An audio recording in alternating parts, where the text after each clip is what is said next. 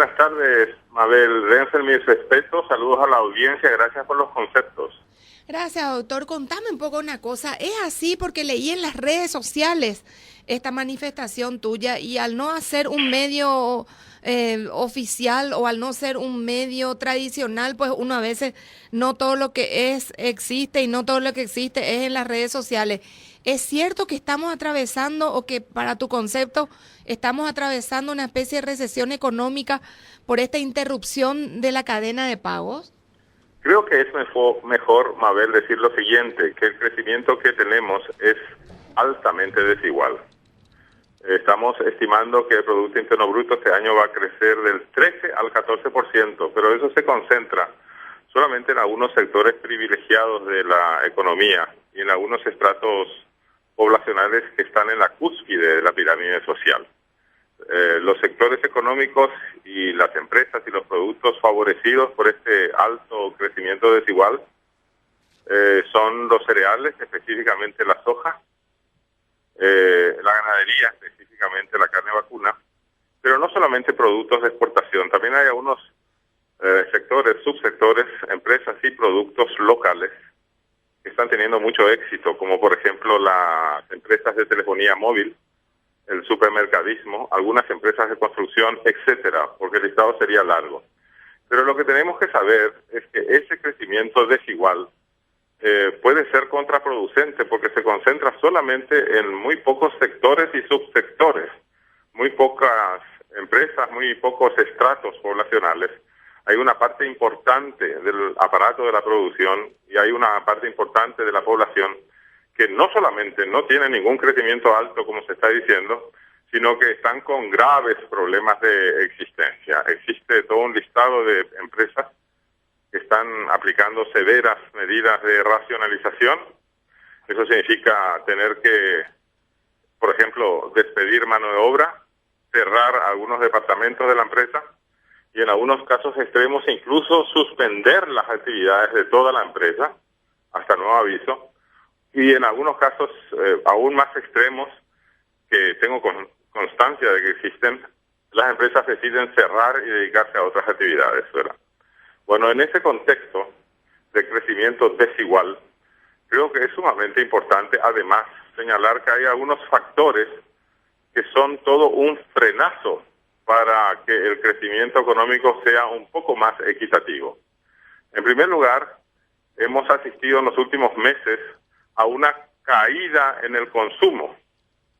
Eso significa que la demanda local está frágil o raquítica y eso tiene su explicación, entre otras muchas razones, fundamentalmente en las tres siguientes, Mabel Renfer. No sé si tenés tiempo de seguir hablando. Sí, por supuesto, sí, doctor, te escucho. Bueno, la primera razón más importante es que el Estado, y más concretamente el sector público, y más específicamente el gobierno de Cartes y de Rojas, no están pagando a sus contratistas y demás proveedores por sumas extraordinariamente grandes y por plazos ya bastante largos. Es difícil decir cuál es el promedio de morosidad del gobierno de Cartes, pero estamos hablando de pagos que no se cobran en los últimos 6 meses, por ejemplo, en algunas empresas, y en otras empresas el atraso es de 5 o 4 meses. Ese es un atraso considerable que constituye todo un frenazo para la reactivación económica a todo ese grupo de empresas, sectores económicos y población que sí necesita que el Estado cumpla con lo más elemental, que es pagar sus deudas.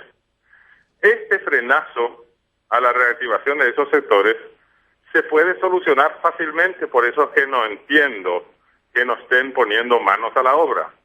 Voy a decir por qué es fácil de solucionar esto. El endeudamiento público de Paraguay es extremadamente bajo, representa solo el 9% del Producto Interno Bruto. En otros países el endeudamiento es del 30% del producto, en otros 50%, en otros 70%. Nosotros tenemos un manejo brillante de la deuda pública externa, pero eso hay que utilizarlo en épocas de crisis, sobre todo en épocas en las que el gobierno no tiene dinero para pagar. Además, Paraguay tiene toda una línea de créditos blandos que son baratos en términos de tasas de interés, con plazos de gracia y largos plazos de amortización de deuda, todavía hay líneas de crédito disponibles a ese nivel, con la buena noticia de que los organismos multilaterales de crédito con mucho gusto ayudarían aún más a Paraguay. Por otro lado, tenemos que saber también que la colocación que se hizo el año pasado y en los últimos meses de bonos soberanos en el exterior, tampoco lo que se ha recaudado con esos bonos soberanos puede ser utilizado debidamente por un montón de frenazos. En ese caso es un problema de gestión. Hay algunos ministerios que en vez de poner el freno en el acelerador en estos momentos de crisis, resulta que ponen el pie en el freno. Y otra buena noticia es que el Ministerio de Hacienda, si quiere, para solucionar de inmediato la deuda, puede endeudarse todavía con el Banco Central de Paraguay, solo que va a tener que devolver por mandato constitucional ese préstamo al 31 de diciembre de este año. Pero por lo menos se tendría 6 semanas de luz para que el gobierno empiece a pagar a los proveedores y a los contratistas. ¿Cómo es por eso? Eso es una vergüenza nacional que esté ocurriendo eso. Pero aparte de ese problema, que es un frenazo para la reactivación a algunos sectores, y que se puede solucionar, y por eso no me explico que no lo estén solucionando, está un problema gordísimo que no podemos solucionar, y es que el contrabando de productos argentinos por su precio muy bajo está inundando la plaza local de productos argentinos. Y ese es un problema que lleva ya más de un año, y además con el agravante de que eso puede durar otro año más y más tiempo todavía. Si la diferencia de precio es algo así como del 50% al 100%, es decir, si la diferencia de precio es mayúscula, no solamente la importación legal de productos argentinos aumenta, sino que el contrabando masivo de productos argentinos a Paraguay aumenta por las embarcaciones y por los vehículos más grandes que uno puede imaginarse, como por ejemplo containers, camiones acoplados, barcazas, lanchas, avionetas, etcétera. No va a ser posible detener ese contrabando en forma terminante, pero sí se lo puede controlar mejor. Hay un montón impresionante de empresas que están importando productos que compiten con productos argentinos. Esas empresas están en quiebra virtual. Y hay un grupo importante de empresas que son fábricas de producción de productos paraguayos que compiten con productos argentinos, o sea, son bienes sustitutos o sucedáneos o similares a los productos argentinos. Todas esas empresas están en dificultades también. Y como si todo eso fuera poco, y hablamos de dos factores poderosos que frenan la reactivación de algunos sectores, resulta que la corrupción es mayúscula justamente en las mismas autoridades de los poderes del Estado. Lo que está ocurriendo con diputados y senadores y con los directores y consejeros de las entidades binacionales Itaipú y Yacyretá es realmente una vergüenza nacional, porque están haciéndose mega autoasignaciones, no solamente por un cargo o dos o tres que tienen, sino además contratando a parientes, amigos, amantes y niñeras en un despilfarro de recursos públicos como no se conoce en mucho tiempo. En esas circunstancias, por supuesto que la economía entra en depresión, porque se ve que las mismas autoridades están empeorando la situación. En el primer caso, el caso de la deuda no pagada del sector público, las autoridades del gobierno, del Poder Ejecutivo, no están cumpliendo con su compromiso. En el caso de la usurpación de recursos públicos en diputados y senadores y en las entidades binacionales, son gente elegida por el pueblo, gente que debería representar los intereses del pueblo y sin embargo están explotando al pueblo de esa forma. Y en el tercer ejemplo, el caso del contrabando argentino, y hay que ver qué se hace con todas esas empresas que ya no pueden seguir vendiendo sus productos porque el contrabando de productos argentinos lleva más de un año y va a continuar por lo menos un año más también. Eso es lo que se puede decir, Mabel Nández. Un frenazo de la economía, ese sería el nombre que le daríamos entonces. Nuestra economía está con un frenazo en este momento por un montón de factores, entre los que se cuentan factores exógenos, pero también algunos muy nuestros que se podrían solucionar.